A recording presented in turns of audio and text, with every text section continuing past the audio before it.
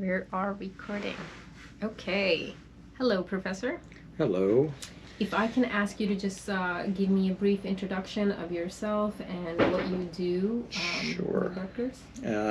Bill Hlubik, and I'm the County Agricultural Agent and a professor with Rutgers Cooperative Extension and Rutgers University. I've been working here as an agricultural agent and professor for 33 years now. And I work with farmers, with undergraduate students, with master gardeners, with landscapers, with many different businesses that are related to agriculture, and as well as some environmental organizations we work with. And my job is really multifaceted. I solve everyday problems that farmers have. I go out to the field, and if they have an issue with diseases or insects or right to farm issues, I actually go out and work together with the farmer to resolve those in real time. We work together to try to help farmers better market their products.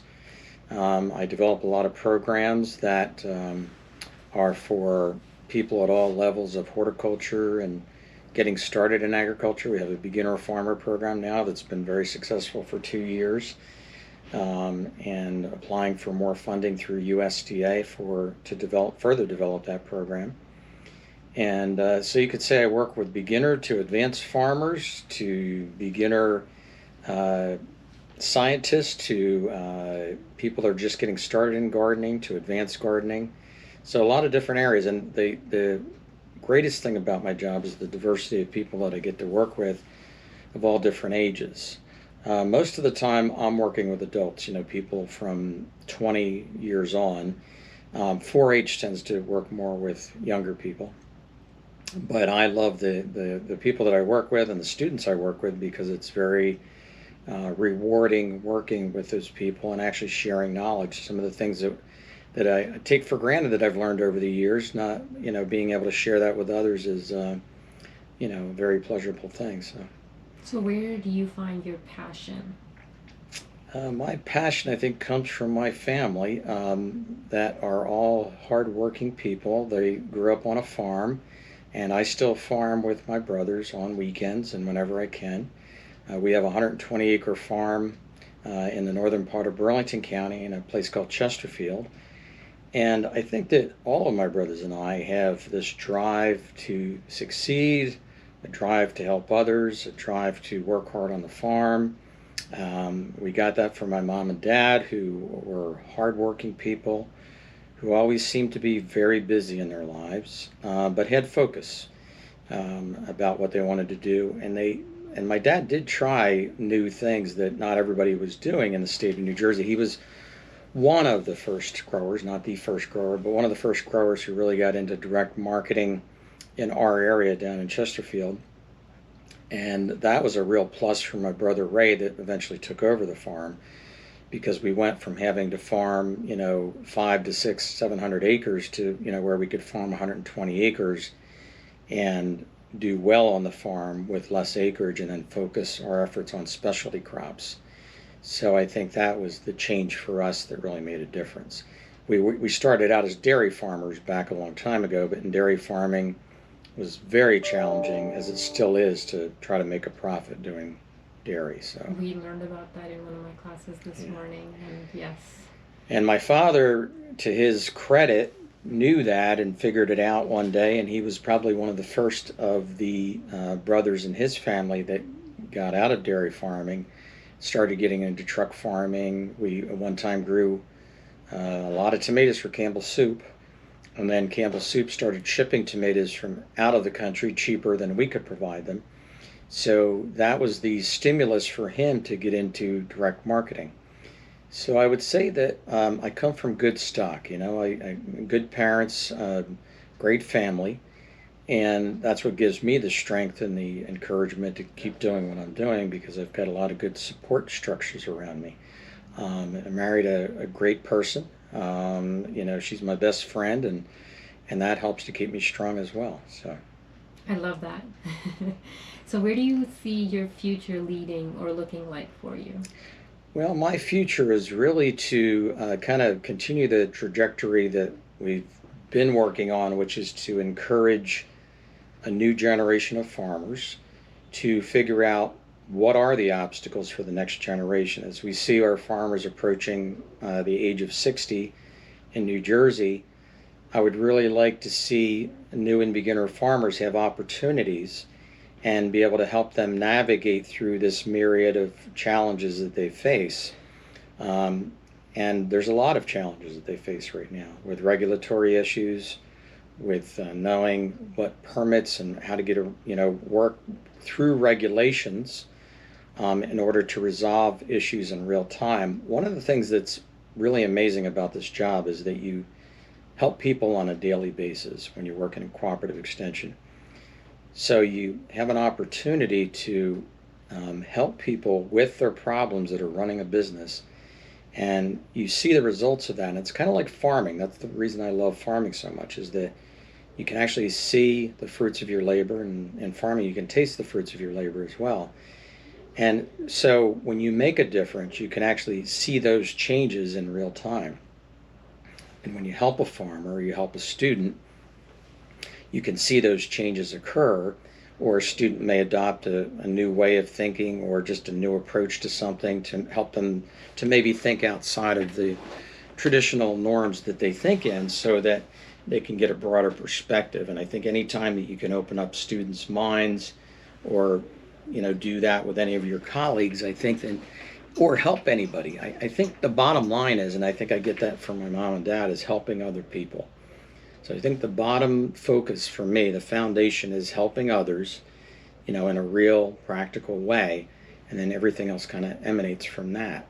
So giving back to friends and family and community, and I see a lot of that within the farm community. I mean, the farm community is one of giving back, helping each other out, sharing resources. I remember the time that my family had a fire on the farm, and everybody in the community stopped what they were doing to come down and help us. They took off from work, took off from school. Of course, the kids wanted to get out of school, but they stopped everything and they brought their trucks down. Everybody helped us with the cleanup of the fire, and we did the same thing when another family nearby had a fire on their dairy farm. So it's that's the beauty of having farm communities. It goes beyond just the farm production. It goes beyond the integration and the sense of community, working with one another and caring about what other people are doing and how they're doing. I remember my mom and dad always could give details of everybody throughout the like 4 or 5 square miles of everything that was going on with them and with all their kids and everything else. And nowadays, many times people don't even know who their neighbors are, and so that sense of community connection is really important. And I think as a leader too, you get to a point where that becomes central to you getting anything done, is your connections with other people and your honesty with other people in terms of what you're doing. Because I think if you can be honest and you can really care about other people in a genuine form, that you care about how they're doing and how they're succeeding, I think that that's what makes for a good leader. Awesome. I'm going to move on to our vision question. So I know this is not just your sole organization, so I will shift the question slightly. Describe the vision you have for this organization working here, and how do you articulate and implement your vision? And I know you mentioned a lot of it is to be able to help others, but working with people in this facility alone, how do you see the vision for this organization? Okay, so the vision for Rutgers Cooperative Extension of Middlesex County and Ag and Natural Resources Department is to be able to reach out and help people resolve issues that they may have that have to do with everything from food production to continuing farming, but really helping people solve problems. So if I put it in a nutshell, it's helping people to get to the next level where they feel that they're successful and they're succeeding. And if they run into barriers, we help them resolve any issues or challenges that they come upon. So it's one of being able to do that, being able to encourage people to work together at all levels, here in the office and outside, so that people from different backgrounds and ideologies can actually work together to resolve issues. whether it be an environmental issue, whether it be an ag production issue, whether it be an invasive species issue. How can we bring sometimes disparate organizations together to help see the way forward? Because I think our society, in too many times, it's an us and them type of philosophy, and I don't believe in that. It should never be us and them. It should be more of how are we going to resolve this as a community, as a group. So the vision is to work together with people to resolve problems. So how do you utilize the unique talents that you have to work with on different group members, and how do you reward them in excellence? Well, so what I typically do is I will give people feedback in real time, most of the time, to let them know that I appreciate what they're doing as they're working with me. I learned a long time ago, my parents weren't quite that way, but when I was younger, I decided I was just going to be a little bit more forthcoming in that. So I do tell people when they've done a good job. I also tell people when they haven't done a good job. So you give feedback. So I provide feedback in real time as much as possible. Only if there's some situations that are more sensitive, that I'm well aware of that after working this job for 33 years, that when depending on the situation at hand, I'll know whether or not I can give immediate feedback or it should be delayed and thought through a little bit more. In terms of rewarding people, I think just giving people good feedback to overcome any problems or challenges that they may have encountered and may not have handled as good as they could have, or maybe what the team is expecting. I'll just provide the input necessary to help them kind of reconfigure. And whenever I'm sitting with someone to go over an issue that occurs, I always do that privately. I don't bring that out in front of a whole group. So I'll say, let's go over here and talk for a minute. So I'll pull a person out of a group if I think that there's something wrong with what's going on. And I have very little tolerance for like prejudice or things that kind of go outside of areas that I think, if somebody attacks individuals instead of ideologies or, processes, I have little tolerance for that, because as a leader, I make sure that it's, you can discuss all you want, but don't attack the individual. If there's some kind of creative feedback you can give a person to help them improve, do that. Do it on the side. What was the other part of your question? So how do you reward your group members for achieving results, and what is your vision of positive results? I think you covered some of it, but I think it was with where do you utilize talents of different group members? Oh, okay. So in terms of rewarding people, besides sometimes gifts or gift cards or whatever, thanking them in person or thanking them when we have an annual meeting, and letting them know how much we appreciate them. We do that with our Master Gardener leaders. We do that, and I'll do that if I'm in a public meeting with my colleagues. I'll thank them publicly for the good work that they're doing. And I think that's really the reward that they're seeking, is to know that their hard work is valued. So I try to do that as often as I can. And then in terms of the vision, the overall vision really is to look at how we can move forward as a group to better the organization. How do we move from a state of where we know that certain projects or programs need to get done, but there may be some political or other agendas that are going on. Well, what I'll do is I'll work together with the group to figure out how can we get this done no matter what. If we think it's that important, we're going to get there. I never let things stop me. Like in the past, when we were doing a TV show a long time ago, I had many obstacles, and many people said, there's no way you're going to be able to do that.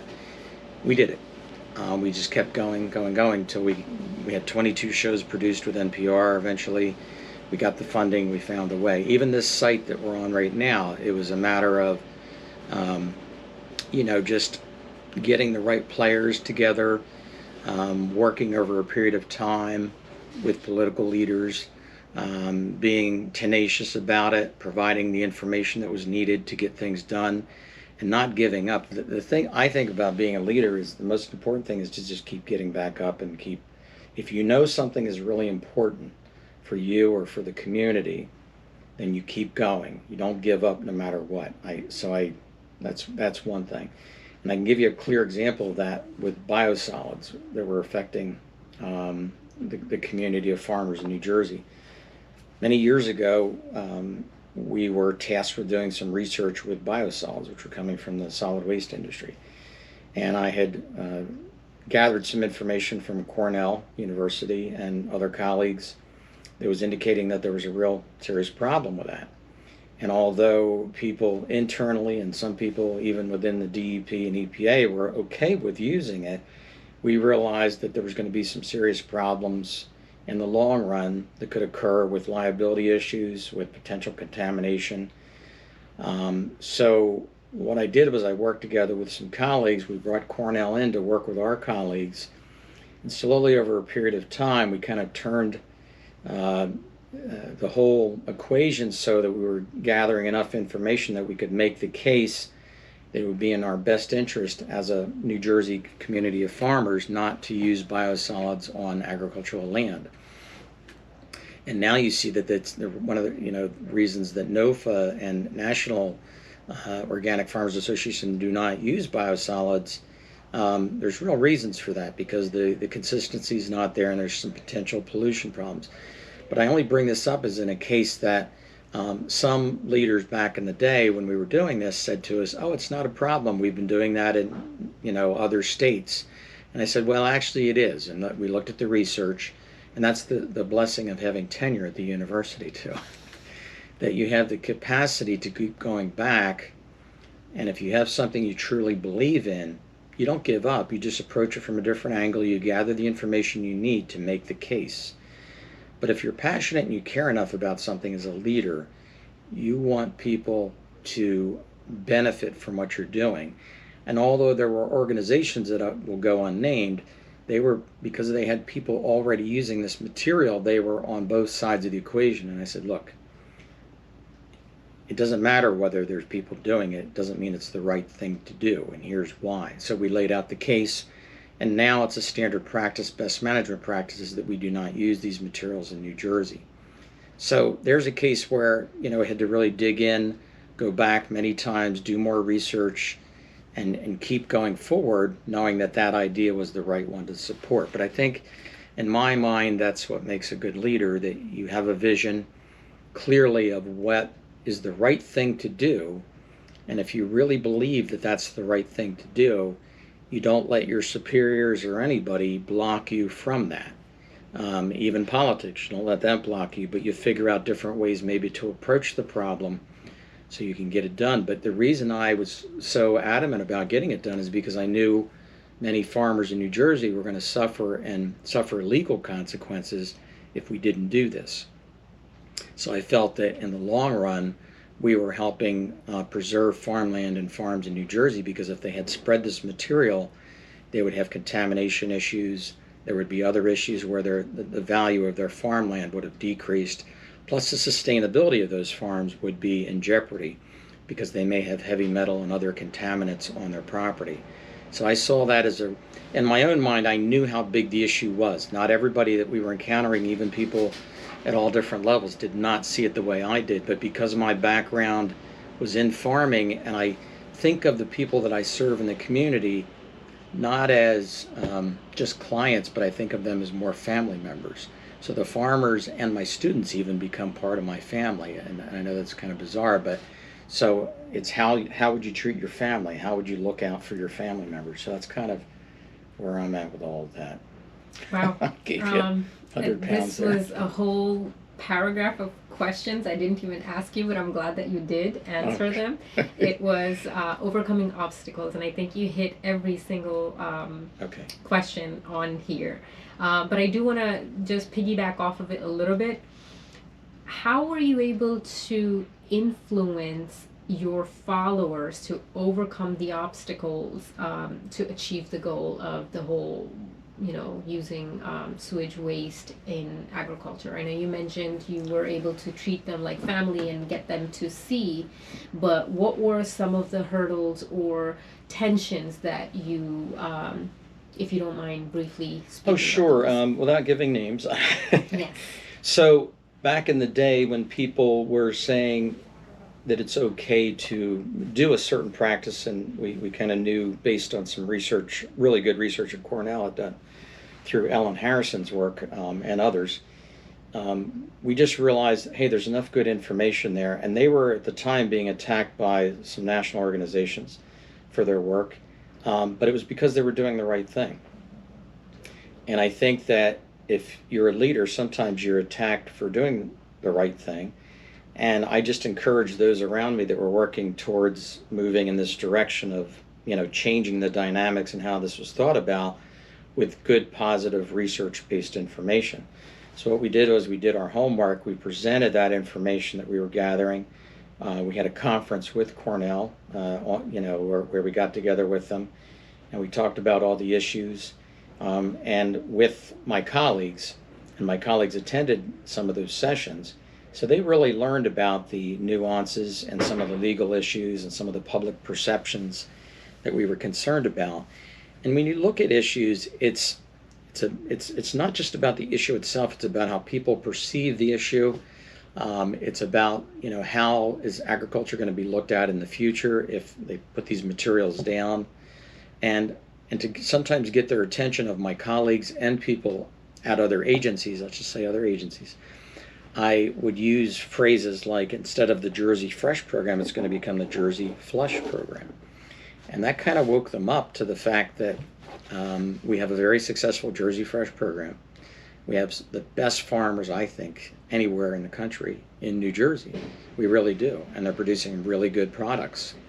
And they're into integrated pest management. So why would we not save and help the farmers that are already here to stay successful? And I wanted to make sure that everybody in the room understood, all my colleagues, that we don't want to put unnecessary burdens on these farmers that then down the road we know that they're going to have legal help to try to get through this, and that the value of their land is going to decrease. So I help them to try to understand that let's look at as our clients more like our family members. What would you say to a family member? How would you help people within your own family? And you wouldn't do this to them. So it's more, it's like the old adage of do unto others as you'd have done to yourself, and so in treating all people with respect, that kind of respect and that level of respect, I think that's where you get to a positive place. And if you can convince the group to move in that same direction, and you have enough good solid information with you as you're moving in that direction, but sometimes you have to be very tenacious. You have to really be focused and provide a lot of information, because there's a lot of times where people can get misdirected because of politics and because, oh, well, this person's doing it and this person's, well, I don't care if that person's doing it. It's more of what is the right thing to do based on what's going to happen in the long run. So who was it that was pushing for bio waste to be used? Was it the government, or? It was different, let's just say different entities. There were people within both academia and the government that were in favor of it being used. We'll just leave it at that. And there were people within academia and government that weren't in favor of it being used. So what I did was I met with people representing both groups, of course, with other colleagues of mine. And we did get feedback from both groups. And we realized that one group, even though they're an advocacy group, they weren't able to necessarily be an advocate at that time because half of more of their members were currently using this material. So we understood where they were at, but because we could come about it from a scientific viewpoint of, okay, let's just look at the research, look at what the research and the data is showing us, and then extrapolate that into public perception and what's actually going to happen down the road. So it's a matter of not just looking at what somebody's done now, but how's this going to make a difference down the road to these people that are going to be affected by this decision. So you can't always go back in time, but I said, let's prevent this from happening so we don't have to go back and fix something that's going to become a bigger issue. So I think being a leader, I think a lot of it is being able to look a little bit ahead, putting yourself in the shoes of people that are being affected by whatever it is you're fighting for, and trying to think, how can we prevent them from getting in trouble? How can we look ahead and try to prevent this from becoming a real serious issue? And not everybody's always on that same page because they don't always see that. They may not be invested in it the same way that I am, or the same way that I respect the farm community. I mean, I just have great respect for people that farm, and for my colleagues, and I know they work hard, so you want them and farmers to do the right thing. So I think it's a matter of you just keep going back and plugging at it, and working with people to help them to kind of see the long-term vision and the long-term impact of what could happen. And time-wise, how long did it take you to overcome this particular challenge once you It was a while. I think it took us about a year and a half to 2 years to get, maybe it was even, maybe even 3 years before we actually got people all on board to start making significant changes. We developed some fact sheets. We actually influenced the recommendations book that came out from Rutgers, changed the recommendations so we no longer recommended using biosolids as a best management practice. And it's not that all biosolids are bad, because they're not. There are some areas of the country where there's adequate testing, and if there's adequate testing and they do continue testing, then it could be a viable alternative. And I would like to see it become a viable alternative, but at the time it was not. So you have to go with what you're dealing with at the time. Okay. Moving forward. So what comes to your mind when you hear the word diversity?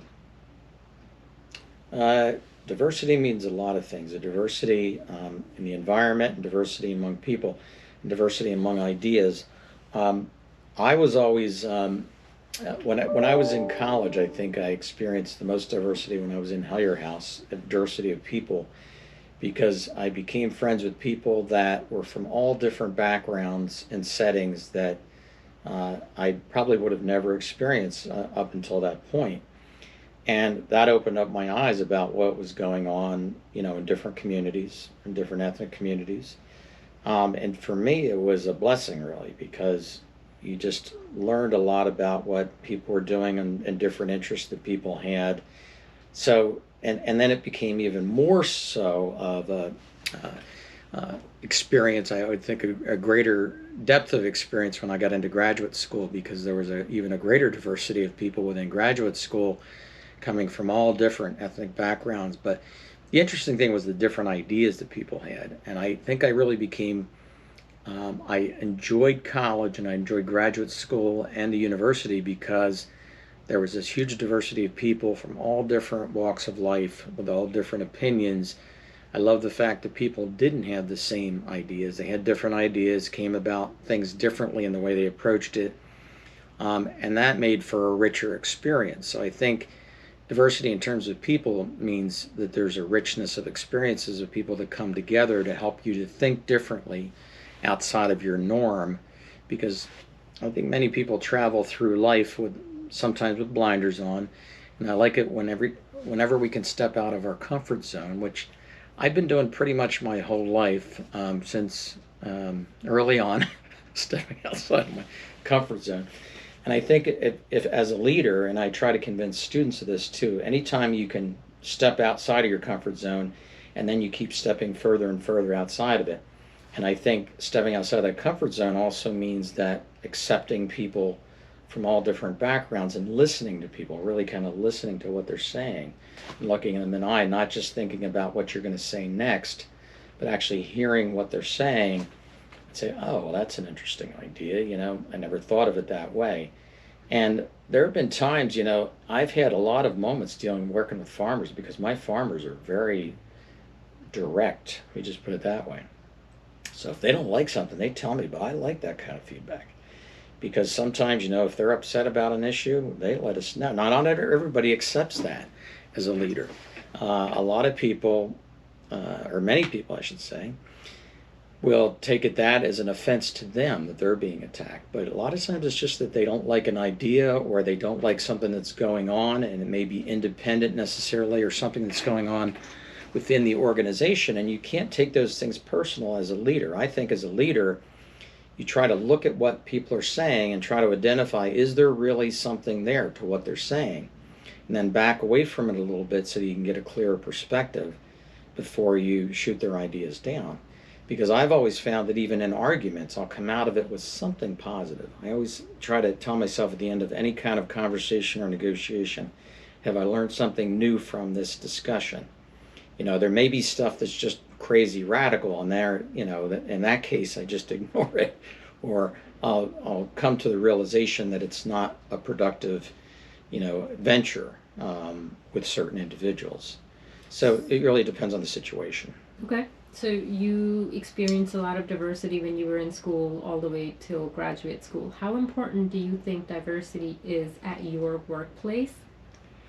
I think diversity is extremely important because it creates for a richer environment in terms, and I like any time, like I was saying before, that you have a lot of different ideas coming together, and you have people that will come to you and say, well, that's the way you're thinking, but here's how I grew up and how I experienced things. And also I love that in the classes that I teach with undergraduates, especially, and even with our beginner farmer program, because people will come and will say, we know that you're thinking that because you're a farmer. You grew up as a farmer, but we want to grow tea on our farm, or we want to try something totally different like ginger and turmeric. And so it makes us back up and think, okay, wait a minute, can we try that? Even though it's a longer season crop, can we use high tunnels? Is there a way that we can figure out to get between here and there?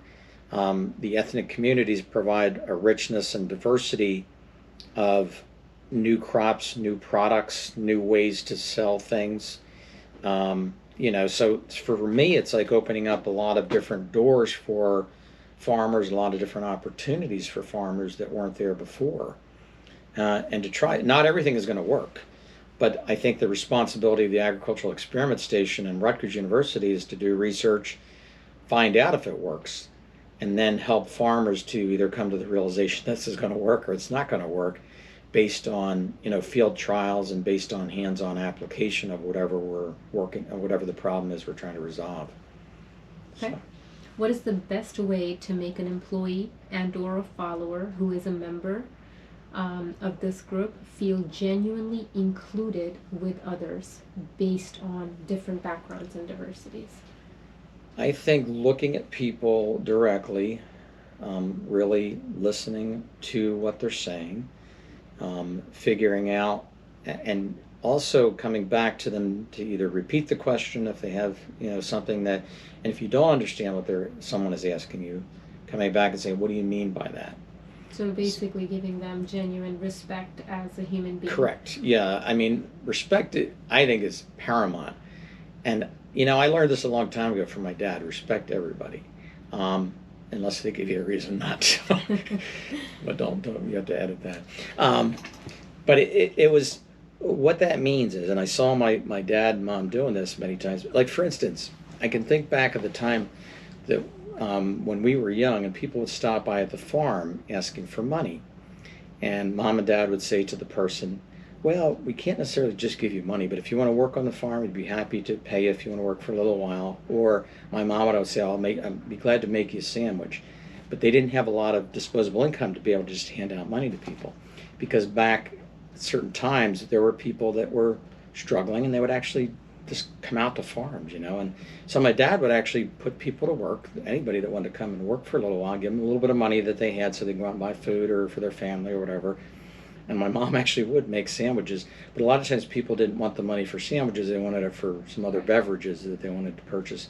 But the point is that they responded, and that they set that example of you give to community and to other people, and you respect everybody, and you kind of listen to them and listen to what their predicament is, and try to put yourself in their moccasins or their shoes. And if you can do that, as often as you can do that in life, I think you tend to respect more people by doing that. And I wish more people were like my parents because, and I miss them terribly, and so do my brothers. But I have to say that my brothers and my sister that's still alive the same way. They do that with the people they interact with. So the example of my parents, I think, was continued on with the rest of my family members, and that's why I like to get together and see my brothers as often as possible, because they're good people, and so yeah, family means everything, and I think that's part of the equation. That's where you get your strength from. It's a lot more than you wanted. Yes. It's all good. What advice can you pass on to a younger you on managing conflicts in the start of your career? Oh, wow. That's a good question. So to a younger me, I would say, even though you think that things have to be done immediately, it's going to take time. And all good things come with effort and with proof and with research and with hard work. Because I come from a farm mentality, it was, get her done, get everything done by that day. If you had to plant a field, get it done. If you had a breakdown, you had to fix it and go out there. And thankfully, I still have that mentality of trying to get things done and very focused. But to a younger me, what I would say is that it's not always going to get done that day. And it's sometimes, like even getting this Earth Center took us a long time to get here. And there were many, actually most 99% of the people said they would never be out here. And it took like 7 or 8 years before we actually got this location, but it was through a lot of hard work with myself and fellow farmers and colleagues. And we just had our vision set that we were going to be here, we were going to create the Earth Center. And 7 to 10 years? Yes. So a younger me was very impatient, 7 to 10 years. But, I would like to have done it in 1 or 2. And now there's some other obstacles that we're facing, and we're working through those. And so I'm able to tell my colleagues now, look, we may not get it done right away, but just keep at it. And when I was younger, I know that, you do want to get things done immediately. You see sometimes the vision of where you need to be. I mean, I think I always had a good sense of right and wrong and, where my vision was, even when I was younger, but I wanted to get there much faster. So now I've learned to kind of pace it a little bit, because there's politics, there's people, there's a lot of different attitudes that can get in the way of that. So you have to do a lot of hard work to get from here to there and to succeed. What were some of your hard work contribution towards gaining the Earth Center? I know you said it was several years. A lot of it was negotiation, that to come back to continually prove the value of coming to the center, to meet with local political leaders very many times, to have it become their idea instead of my idea. And I think that's, if you can get buy-in from people that you're trying to encourage them to do the right thing or to do something that's within your vision, try to help encourage them to see the vision that you have. And even if it becomes their vision and they take credit for it, that's not such a bad thing, especially if they're political leaders, because that's what politics is all about. You get the job done, right? You get the job done. Yes. So, how do you think your staff deals with stress and conflicts? Well, sometimes we deal with stress and conflict in a good way, and sometimes we don't. It depends on whether or not the issues are dealt with in real time or they're left to boil, for a while to simmer. Because what I find is if you can deal with things sooner than later, they become less of a problem. But it's not always easy to do that, or you're not at the right time or the right place to do it in life. So it really depends on the specific situation with a specific colleague, with whatever you're looking at resolving, as to how you need to approach it and handle it. So each situation kind of provides its own nuances or challenges that you have after you've been a leader for a while, you kind of try to figure out, okay, what battles should I go after? You may lose this battle, but in the long run, you may win the war. So it's you have to know what skirmishes and what battles that you can win or can lose in the long run to accomplish what your final objectives are of getting the Earth center, or preventing biosolids from being spread all over the state. Or another initiative that I did was creating these things that went for USDA National by NRCS, where they had these containment pads for pesticides, so that instead of having the pesticides run throughout the farm when you were done with spraying, I did designs for a building that would actually contain that, so it would be recycled right back into the sprayer again. So now that's a national USDA practice that's put out by NRCS, where they can get money and they're offset those costs to build those pesticide containment pads. So initially that came out of work that I did 30 years ago, and it took many years for that to become a national practice.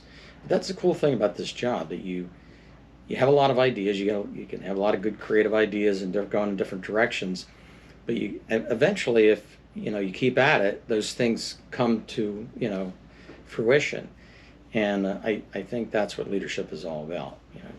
If you have a clear objective, you can see the end game, that it's a positive thing that you're trying to accomplish, and you can put enough energy behind it and just keep coming back and getting knocked down and coming back again and doing it until it gets done. So. Okay. I see that addressing ethic ways is primarily the way you do your work. By keeping everyone in balance, by giving them the respect, by supporting your vision with research, and coming to the table prepared. So, working with people from different cultures, what ethics and values did you find you had in common, and what did you find was different with people? Like you mentioned, sometimes you're on the table with a politician who has a different agenda. Well, you find common ground. You can find common ground with almost anyone. I think finding common ground with family, with friends, with certain ideals of, helping others. So a lot of times starting off conversations with people that are different, asking them about their family, asking what their relationships are with their family. People like to talk about their children, about their family, about their accomplishments. The more you can learn from other people and open up about what their life is about, then you can connect with them on a different level. So even though you may not agree with them on politics or some other things that are, I consider, more superficial in some ways, you can connect with them. And I think people from different ethnic backgrounds, what I learned too is, one of the things I learned is that my friend Ashiru Cole from Africa, he had this love and passion for his family. I remember Bintu and Zanabu, his wife and his daughter. He used to talk about them all the time. This is 40, 35 years ago, plus years ago. And I just remember how close he was with them, that even though he was going to school here, how he always talked fondly of his wife and his daughter. And he was an older student, so he was probably 10 years or more older than the rest of us students. But he had a big influence on me, because I watched him as a student, and I was just amazed at how quickly this guy could learn things, but also his love and respect for family was very similar to what I had growing up. So that commonality with that attention to helping family, being respectful of all people, and in seeing people from different walks of life and different ethnicities having that same connection with their family, I think is really important, because it brings people together on that common denominator of what's really important in their lives is the immediate people that are around them. And so I think that's, the common ground that we all have. How important do you think for an individual is it to be ethically sound and correct? Well, correct and ethically sound. Well, I mean, as long as you're always I think, seeking to do the right thing, you don't always have to be correct. correct and doing the right thing can sometimes be different. In other words, you can go into a situation where you would like to always win, or this is the way you really should do it. But you have to also back up and look at, okay, what can be done for right now as a leader? Because you're not always going to get there immediately. It was like, doing this or doing any other thing that we've ever fought for, with this facility. So, being morally aware of what's the right thing to do. There is a right and a wrong. People say, I used to have arguments with our philosophy teachers at Rutgers. I think there really is right and wrong, but I don't think it's just a dichotomous thing. I think it's many different levels of right and wrong. So what I look at is a more of a myriad or a scope-wise thing, that there is definitely a wrong direction that people can go in, which leads them down a road where they can get into trouble.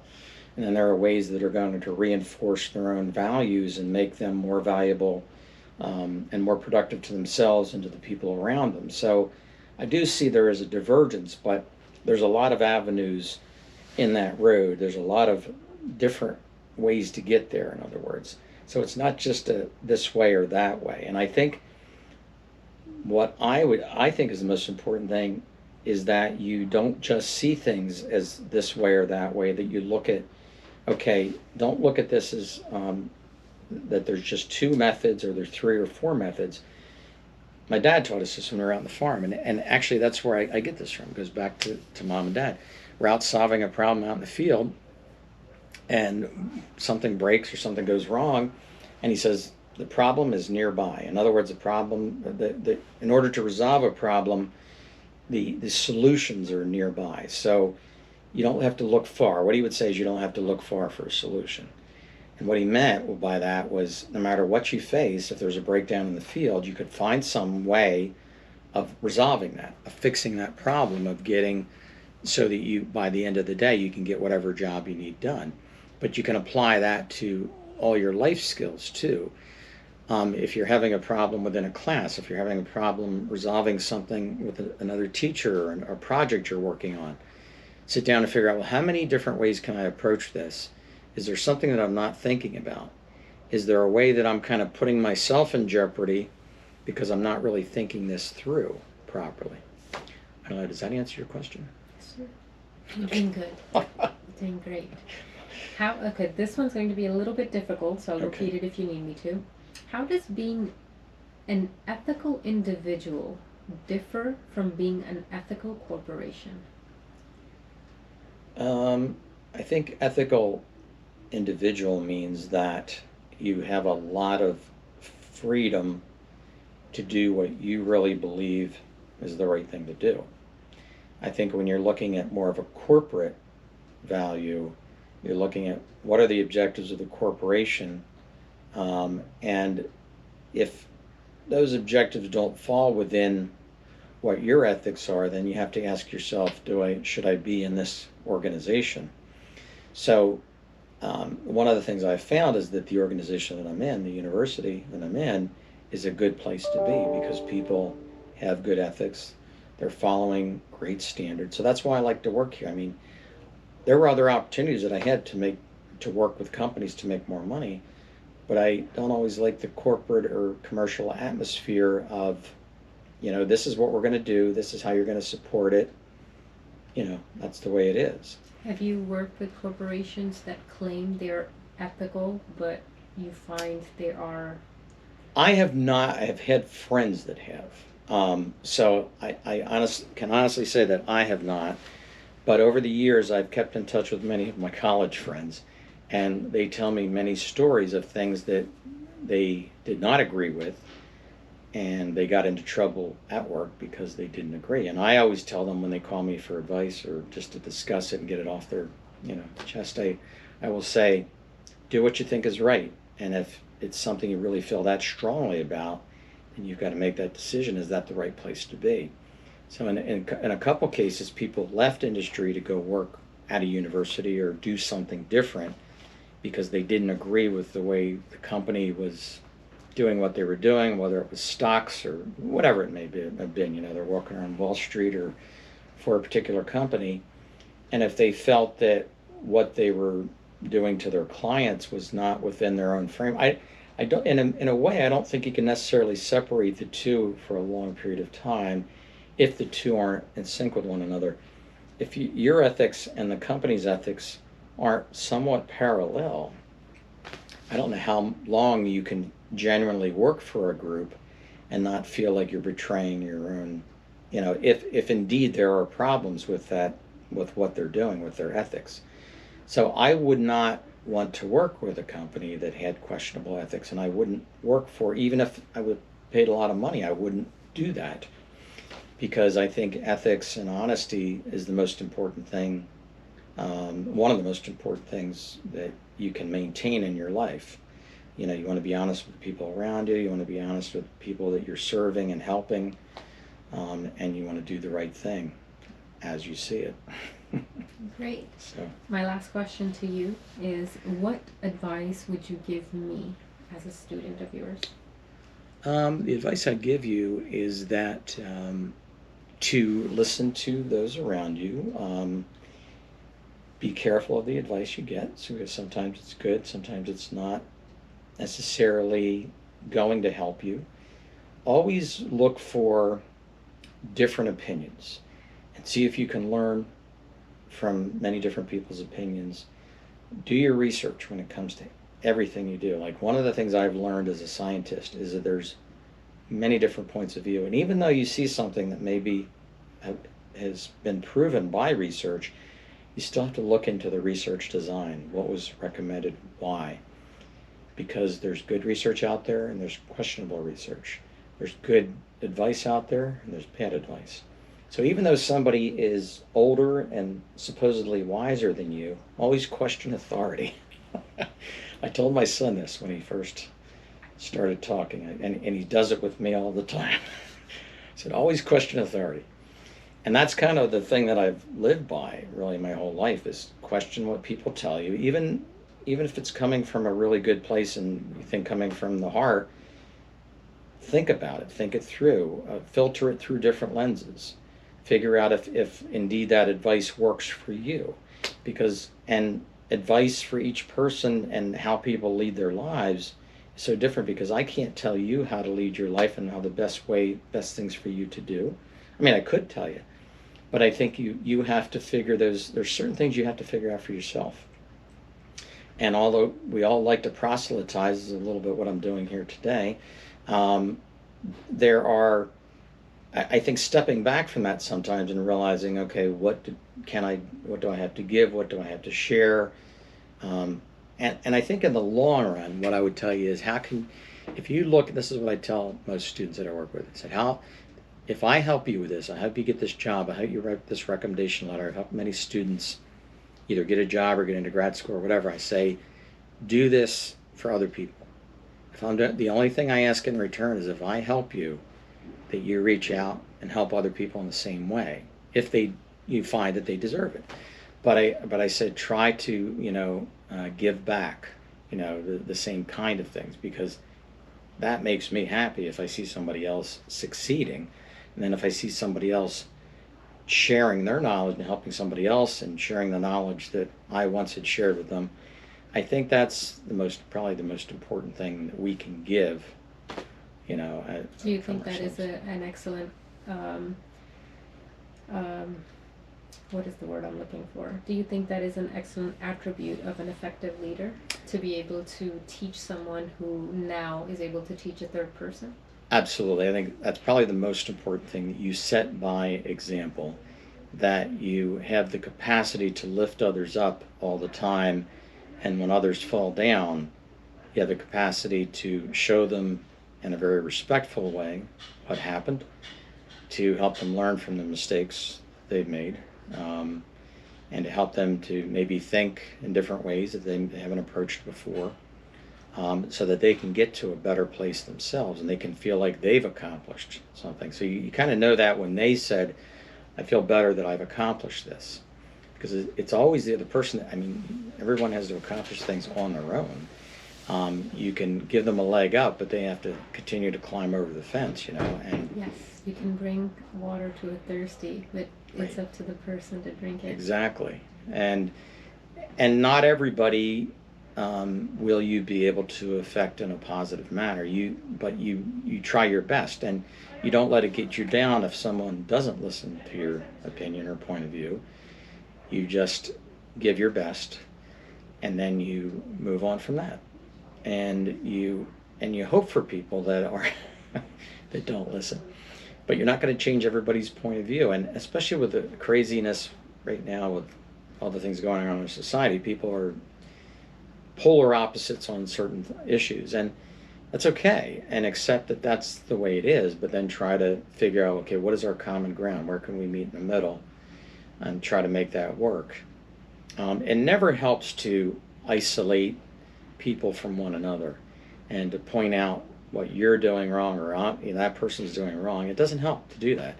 And when I see colleagues or anybody doing it, I say, wait a minute, and I have to back up from that, because a person can easily get sucked into that mess, and that's where a lot of the politics is going. People sucking into being pulled into the negative, what I would call the event horizon of negativity. They're getting sucked into this black hole of negativity.